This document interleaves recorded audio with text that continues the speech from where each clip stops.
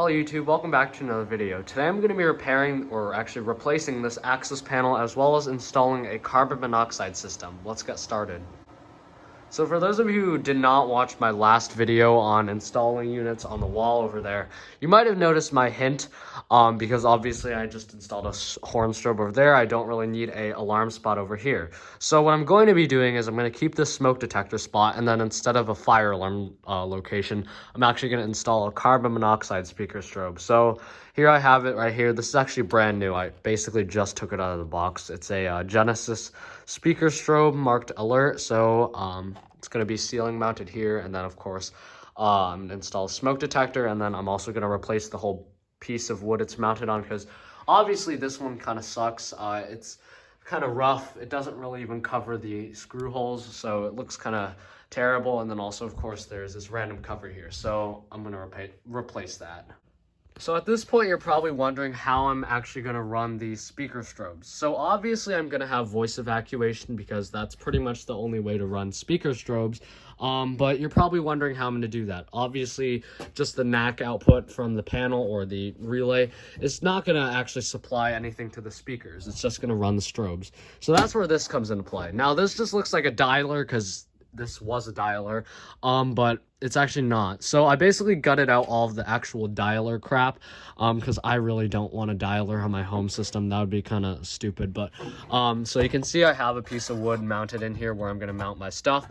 I did leave the power supply though, and this is a key part, because what I want is when the alarm system trips, it's going to trigger a bunch of audio stuff in here that's going to drive potentially fire alarm speakers, but also mostly the carbon monoxide speaker strobes.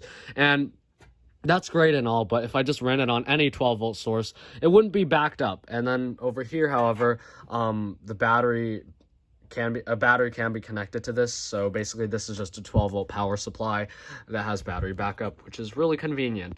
But anyways, before I worry about any of that, I'm just gonna quickly start replacing the ceiling tile or panel. So I'm just gonna remove these screws and then change out the panel. All right, so basically how I'm going to cut out my holes is I'm going to trace out my boxes on the wood first, and then I'm going to drill holes and then actually use the jigsaw to cut out the holes.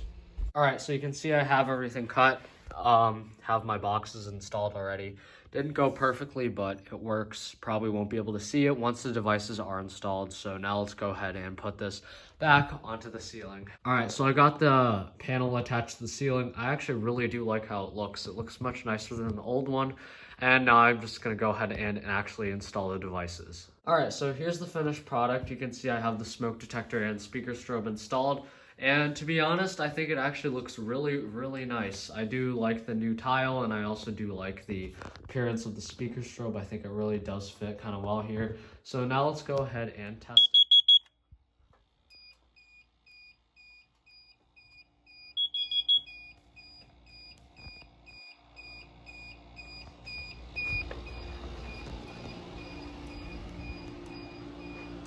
Obviously, there's no audible noise coming from the speakers because they haven't been hooked up yet, but the strobes do work fine, so that's cool.